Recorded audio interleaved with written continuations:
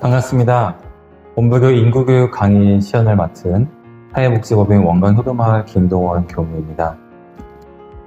최근 우리 사회의 가장 심각한 문제로 떠오른 것이 바로 인구 문제로 오늘은 우리 교단 차원에서 이 인구에 관한 이야기를 함께 나누고자 합니다.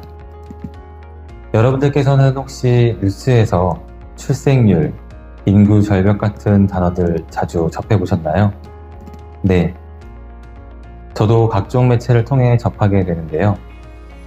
우리나라의 출생률이 얼마나 심각한지 준비된 간단한 통계를 살펴보고 이러한 국가적 위기 속에서 우리 원불교인들이 어떤 마음과 역할을 가져야 할지 함께 고민해보는 시간을 갖도록 하겠습니다. 먼저 준비된 영상을 보겠습니다. 영상에서는 우리가 왜 저출생 문제를 함께 고민해야 하는지 그 출발점을 보여주고 있습니다. 단순히 숫자가 아니라 한 사람 한 사람의 삶과 마음의 이야기로 이 문제를 바라볼 수 있도록 도와줄 것입니다. 함께 시청해 보시죠.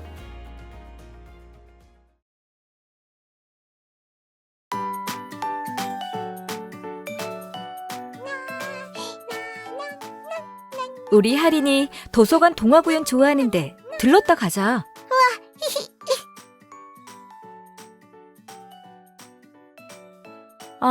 오늘도 취소네. 신청이 부족하대. 저런, 그러게. 우리 할인이 많이 아쉽겠구나. 요즘 이런 곳이 많네. 우리 할인이 집에 갔다가 어디라도 또 놀러 나가자.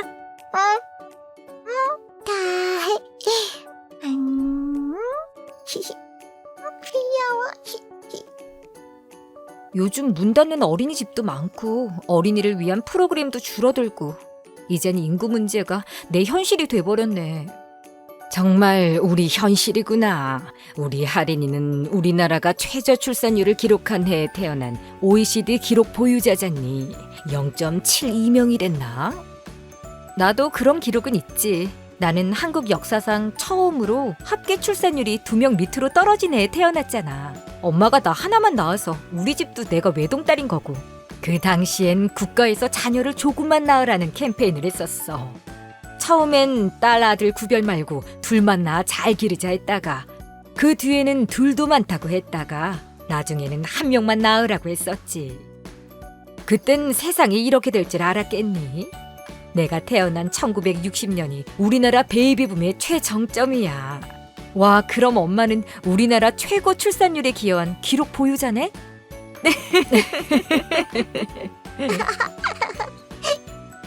이제는 사망자 수가 출생자 수보다 많다더라. 그런 현상을 인구 자연 감소라고 해. 우리나라는 2020년부터 자연 감소가 시작됐어. 전체적으로 우리나라 인구가 줄어들고 있다는 뜻이야. 우리 때는 어려워도 자녀는 꼭 있어야 한다고 생각했는데 요즘 사람들은 그렇지가 않나 봐. 맞아. 솔직히 나 하나 챙기기도 벅차. 결혼도 출산도 큰 결심이 필요하고 물가랑 교육비, 집값은 또 얼마나 높은지 할인이를 잘 키울 수 있을까 생각하면 겁날 때가 많아. 이거 봐라. 다음 주에 교당에서 원불교 인구교육을 진행하네. 세대가 같이 배우고 동네 돌봄 이웃도 함께 찾는 프로그램이구나. 어머나, 우리 얘기네. 엄마, 바로 신청하고 꼭 가요. 와, 좋아요. 원불교 인구교육에서는 우리나라 인구구조 변화와 인구 감소 시대에 원불교인이 보훈을 실천하는 구체적인 방법을 배웁니다.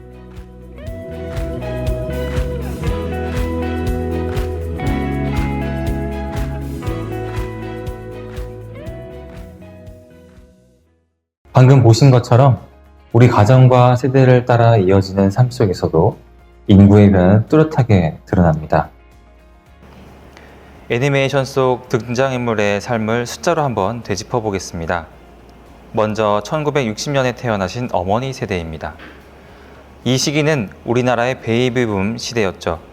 한 집에 형제 자매가 정말 많이 있었는데요. 혹시 형제 자매가 몇 분 계신가요? 저희 할머니, 할아버지 세대만 해도 8, 9명씩은 낳은 집도 많이 있었습니다. 당시 정부는 나라가 가난한데 인구는 너무 많아지자 출생률 관리를 시작했습니다. 그래서 앞으로 보실 통계 자료는 대부분 1960년을 기준으로 하고 있습니다. 이 수치는 바로 어머니 세대가 남긴 기록이라고 할 수 있겠죠. 다음은 1984년에 태어난 딸의 기록입니다. 이 해에는 우리나라 출생률이 처음으로 2명 미만으로 떨어진 해입니다. 이때부터 한 집에 외동딸이나 외동아들들이 많아지기 시작했고 우리나라는 본격적인 저출생 사회로 접어들게 됩니다. 마지막으로 2023년에는 태어난 손녀는 안타까운 세계 기록을 가지고 있습니다. 2023년 우리나라의 출생률은 0.72명을 기록했는데 이는 한 엄마가 한 명도 채 낳지 않는다는 뜻으로 OECD 세계에서 가장 낮은 수치입니다. 그런데 여기서 궁금한 점이 생기는데요. 한 명이면 한 명이지 0.72명은 도대체 뭘까요? 그건 바로 합계 출산율을 말하는 건데 이 그래프가 보여주듯이 합계 출산율은 한 여성이 평생 동안 낳을 것으로 예상되는 평균 자녀수를 의미합니다. 이 평균을 기준으로 계산하다 보니 이렇게 0점대 자가 나오는 것이죠. 그래프를 자세히 보겠습니다. 가장 왼쪽을 보시면 1960년대에는 한 여성이 평균적으로 6명의 아이를 낳았습니다. 당시 정부는 인구 증가를 우려해 산하 제한 정책을 시작했고 이 정책의 영향으로 출산율은 빠르게 줄어들어 1980년대 중반에는 인구 유지를 위해 필요한 2명 선이 무너지면서 우리는 본격적인 저출생 사회로 들어서게 됩니다. 하지만 출산율은 여기서 멈추지 않고 계속 떨어졌습니다. 2023년 역대 최저치를 기록했고 2024년 아주 살짝 오르긴 했지만 여전히 여성 한 명이 아이 한 명도 낳지 않는 사회가 되었습니다. 이 그래프의 변화에는 정부의 캠페인과 우리 사회의 인식이 큰 영향을 주었습니다. 1960년대부터 이어진 덮어놓고 낳다 보면 거짓골을 못 면한다. 이 같은 산하 제한 구호들은 출산율 감소를 이끌었고 심지어 80년대에는 출산율이 이미 많이 낮아졌음에도 불구하고 둘도 많다라는 구호까지 등장했습니다. 그만큼 아이를 적게 낳는 것이 미덕인 사회 분위기가 강했습니다. 하지만 출산율이 너무 낮아지자 정부는 결국 산하 제한 정책을 폐지했고 이제는 하나는 외롭습니다라는 캠페인처럼 다자녀를 장려하는 정책들을 펼치고 있습니다. 방금 살펴본 두 슬라이드는 지난 60년간 우리 사회의 큰 변화를 보여줍니다. 아이를 많이 낳던 사회에서 적게 낳는 사회로, 자녀가 희망이던 시대에서 이제는 부담이 되기도 하는 시대로 바뀌어 온 거죠. 이렇게 인구 구조가 변해온 결과 2020년 우리나라 인구 구조에 역사적인 전환점이 찾아왔습니다. 바로 인구 자연 감소 사회가 시작된 것인데요. 인구 자연 감소란 쉽게 말해 태어나는 아기보다 돌아가시는 분이 더 많은 현상을 말합니다. 예를 들어 10명이 태어나고 30분이 돌아가시면 인구는 20명 줄어드는 것처럼 바로 이런 일이 우리나라에서 일어나기 시작한 것입니다. 2020년부터 작년까지 불과 5년 만에 우리나라 인구는 자연 감소로 약 45만 명이 줄어들었고 이러한 변화는 이미 우리 삶 곳곳에서 체감되고 있습니다. 먼저 지역 및 사회 구조의 변화로 무너졌습니다. 지방에서는 이미 어린이집과 초등학교가 문을 닫고 빈집이 늘어나면서 마을 공동체가 사라질 위기에 처했습니다. 특히 지방 중소도시는 인구 자연 감소에 더해 젊은 층까지도 도시로 떠나면서 이중의 어려움을 겪고 있습니다. 경제적으로도 큰 충격이 오고 있습니다. 일할 사람이 줄어들면서 생산성이 떨어지고 국가의 성장 동력이 약해지고 있습니다. 동시에 늘어나는 노인 인구를 부양하기 위한 연금과 의료, 돌봄 부담은 감당할 수 없을 만큼 커지고 이렇게 인구 자연 감소는 단순히 사람의 줄어드는 문제가 아니게 되었습니다. 우리 사회의 근본적인 틀이 바뀌고 있다는 심각한 신호로 받아들여야 할 텐데요. 어린이 수는 줄고 노인 인구는 늘어나면서 사회의 무게중심이 젊은 세대에서 고령 세대로 급격하게 이동하게 되어 이 지점 자체가 우리는 인구 구조 변화라는 더 큰 실의 현실과 마주하게 되는 것입니다. 자, 이제 인구 구조가 어떻게 변해지는지 한번 살펴보겠습니다. 1960년대에는 아이들이 많아 밑에 넓은 피라미드 모양이죠. 그런데 시간이 지나면서 출생아 수가 줄고 중장년층이 늘고 점점 마름모 형태로 변했습니다. 그리고 지금은 보시는 것처럼 밑이 좁고 위가 넓은 호리병 모양, 즉 역삼각형 모양이 되어가고 있습니다. 이 영상으로 보니 그 속도가 얼마나 빠르고 극적인지 한눈에 느껴지실 겁니다. 출산율 하락이 우리 사회의 세대 간 균형을 무너뜨리고 있다는 것을 보여주는 단적인 현실인데요. 이러한 인구 구조 변화를 더 쉽게 이해해 보겠습니다. 우리나라 전체 인구를 100명이라고 가정하고 어린이와 노인 수를 비교해 보면 1960년대 어린이가 42명인 반면 노인은 겨우 3명. 말 그대로 아이들이 넘치고 젊은 세대가 사회 중심이었죠. 20년 뒤인 1980년에는 어린이가 28명으로 줄고 노인은 4명으로 조금 늘어납니다.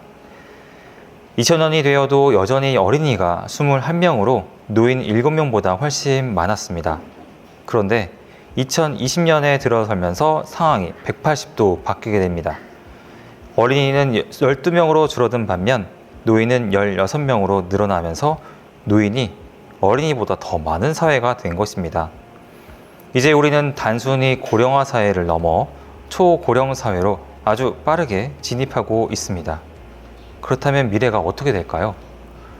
2050년이 되면 어린이는 10명도 채 되지 않는데 노인이 무려 40명이 넘는 사회가 될 것으로 예측하고 있습니다.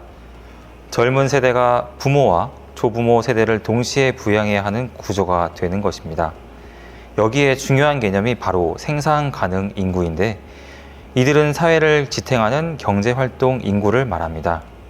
우리나라는 이미 2017년부터 이 인구가 줄어들기 시작했고 사회의 버팀목이 약해지고 감당해야 할 부담이 훨씬 더 커지는 구조가 되고 있습니다. 그렇다면 인구가 줄어드는 이유는 무엇일까요? 혹시 요즘 젊은이들이 왜 결혼과 출산을 안 하려고 하는지 이야기 들어보신 적 있으신가요? 첫째로 경제적인 부담이 너무 큽니다.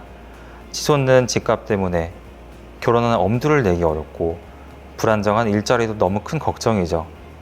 게다가 아이 한 명을 키우는데 매달 100만 원이 넘게 든다는 말이 있을 정도로 양육비와 교육비가 엄청난 부담이 되고 있습니다. 아이를 낳고 싶어도 현실적으로 엄두를 낼 수 없는 상황이 만들어지고 있는 것인데 둘째로 사회적인 어려움이 있습니다. 일과 가정을 함께 꾸려나가는 것이 쉽지 않는데 특히 여성에게 출산은 경력 단절로 이어지기 쉽고 그 긴 노동 시간 동안 치열한 경쟁 사회 속에서 아이 하나 키우기도 버겁다라는 생각을 많이들 하게 됩니다. 육아의 책임이 여전히 부모 개인에게만 집중되어 있는 현실도 큰 문제로 바라볼 수 있습니다. 마지막으로 가치관의 변화입니다. 예전에는 결혼과 출산이 인생의 당연한 과정이라고 생각했습니다. 하지만 요즘 반드시 해야 하는 것이 아니라 선택할 수 있는 것, 그렇게 사람들이 많이 생각을 하고 있고 아이 없어도 행복할 수 있다, 혼자 살아도 괜찮다, 이런 인식이 확산되면서 개인의 행복을 더 중요하게 생각하는 시대가 되었습니다. 이처럼 경제적 부담, 사회적 어려움, 그리고 가치관의 변화가 복합적으로 겹쳐지면서 오늘날 우리는 세계 최저 수준의 출산율을 기록하게 된 것입니다. 특히 이 모든 문제의 중심에는 바로 가치관의 변화가 있습니다. 왜 사람들이 더 이상 결혼과 출산을 인생의 필수로 여기지 않게 된 것일까요?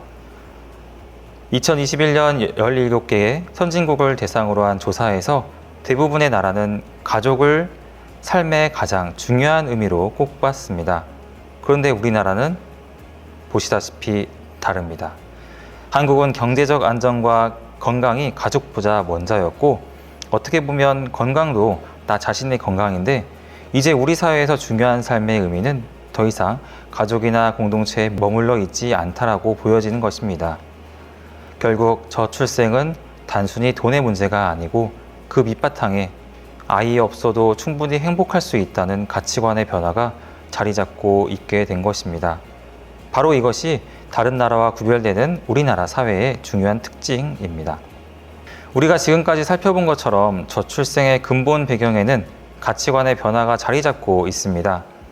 인구 문제는 단순히 숫자나 통계의 문제가 아니라 사람들의 무엇을 가치 있게 여기고 삶의 의미를 어디에서 찾는가 하는 마음의 문제입니다. 예를 들어 볼까요?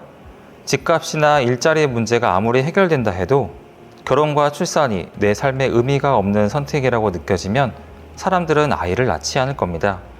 반대로 경제적으로 조금 부족하더라도 가정을 소중히 꾸려가는 일이 가치 있는 일이라고 여겨진다면 사람들은 다시 한번 용기를 낼 수 있습니다.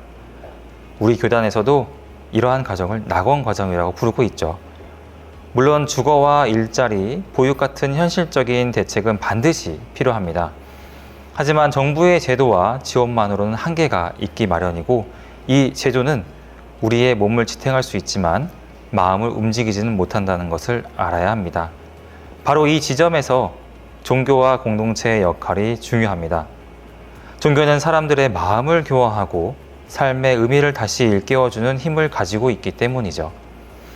우리가 왜 살아야 하는지, 왜 생명을 이어가야 하는지 그 근원적인 질문에 답을 줄 수 있는 게 바로 종교와 공동체입니다. 결국 인구 문제는 삶의 의미와 가치관의 문제이고 이 문제를 풀어내는 열쇠는 제도와 더불어 공동체와 종교가 함께 쥐고 있는 것입니다. 그렇다면 이러한 사회적 위기 앞에서 종교는 무엇을 해야 할까요? 대종사님께서는 종교와 정치는 수레의 두 바퀴와 같다고 말씀하십니다. 한 바퀴만 굴러가면 수레가 넘어지듯이 제도만으로도 교화만으로도 부족합니다. 이 두 축이 함께 움직여야만 균형을 잡을 수 있습니다. 정치의 몫은 분명하죠. 젊은 세대가 집을 마련하고 안정된 일자리를 얻고 아이 키우는 부담을 덜 수 있도록 제도를 만드는 것.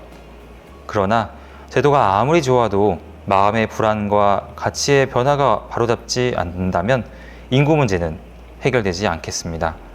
바로 이 지점에서 종교의 역할이 빛을 발하게 됩니다. 종교는 사람의 마음을 교화하여 결혼과 출산을 더 이상 개인의 짐이 아니라 공동체가 함께 짊어지는 은혜의 일로 바라볼 수 있게 이끌어야 합니다. 아이를 키우는 일이 부모 혼자 몫이 아니라 사회가 함께 나누는 일임을 일깨워줄 때 젊은 세대의 심리적 부담도 줄어듭니다. 혼자 살아도 괜찮다, 아이 없어도 괜찮다, 이러한 인식이 확산되는 시대일수록 종교는 본래의 메시지를 다시 일깨워야 합니다. 생명은 은혜요. 다음 세대를 잇는 일은 거룩한 일이다.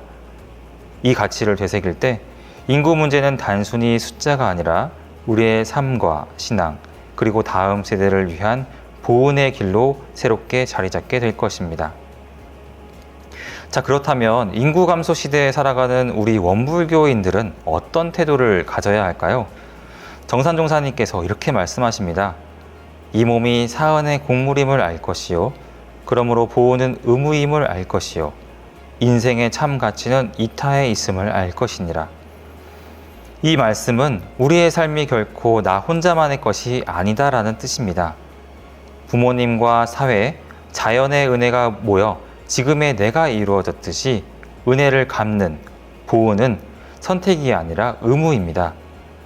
인생의 진정한 가치는 나 혼자 잘 사는 것이 아니라 다음 세대를 살리고 사회 전체를 밝히는 이타적인 삶에 있기 때문입니다.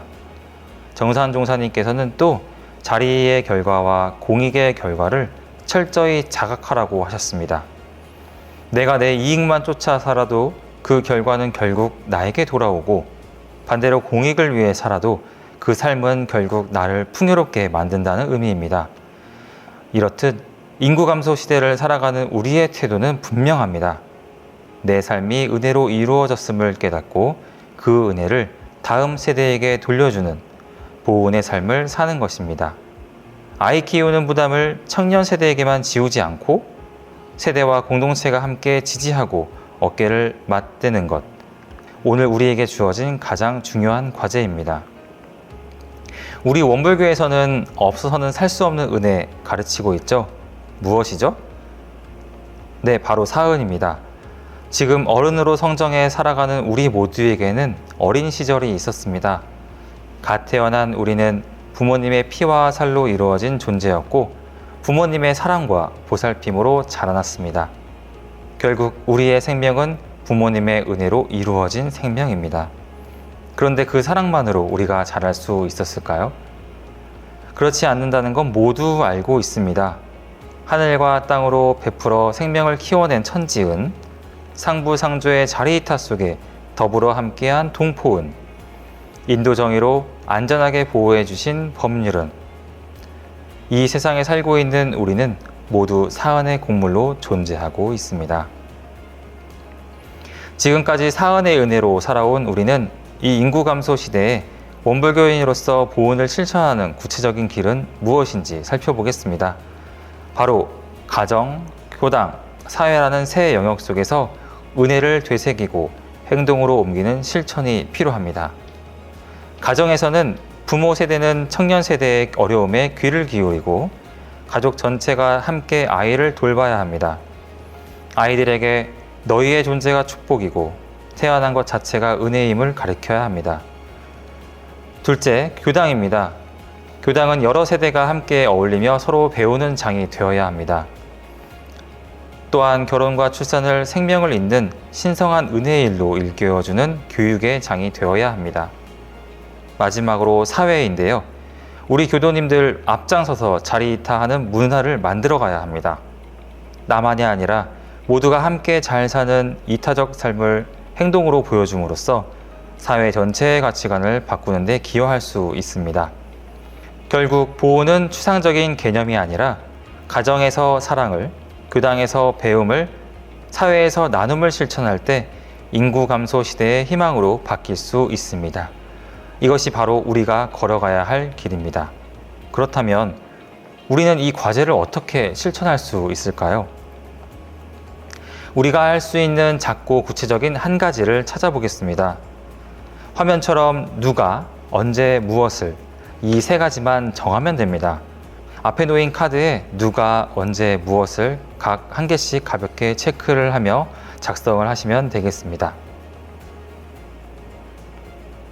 이제 방금 고른 세 칸을 한 문장으로 이어서 써보겠습니다. 저는 이렇게 썼는데요. 아이를 위해 주 1회 감사일기를 쓰겠습니다. 이웃 어르신을 위해 매주 안부 전화를 하겠습니다. 여러분들은 어떻게 쓰셨나요? 우리가 누구를 위해 얼마나 자주 무엇을 할지 정해보는 이 시간은 서로를 강요하거나 약속을 강제하려는 자리는 아닙니다. 가능한 만큼 작게 구체적으로 생각해 보면 됩니다. 작은 실천이 큰 변화를 열고 우리 또한 그 작은 은혜와 감사가 모여 여기까지 왔으니까요. 대종사님께서는 이렇게 말씀하셨습니다. 중생은 영리하게 제 일만 하는 것 같으나 결국 자신이 해를 보고, 불보살은 어리석게 남의 일만 해주는 것 같으나 결국 자기의 이익이 되나니라. 우리가 이 인구 감소 시대에 가져야 할 참된 태도는 바로 이것입니다. 남을 돕는 이타적인 삶이 결국 나 자신과 공동체를 살리는 길이라는 것을요. 인구 문제는 단순히 숫자의 문제가 아니라 우리 마음과 가치관의 문제로 생명을 존중하고 다음 세대를 위해 기꺼이 희생하며 함께 나누는 삶을 살아갈 때 비로소 우리는 이 어려운 시대를 극복하고 진정한 보온의 길을 걸어갈 수 있을 것입니다. 오늘 우리는 인구위기 앞에서 원불교인의 역할을 함께 고민해 보았습니다. 저출생은 단순히 숫자의 문제가 아니라 우리의 마음과 공동체가 함께 해결해야 할 문제입니다. 사은, 보은, 이타의 정신으로 다음 세대를 살리는 삶을 살아야 합니다. 우리의 작은 실천 하나하나가 다음 세대에게 큰 희망이 될 수 있습니다.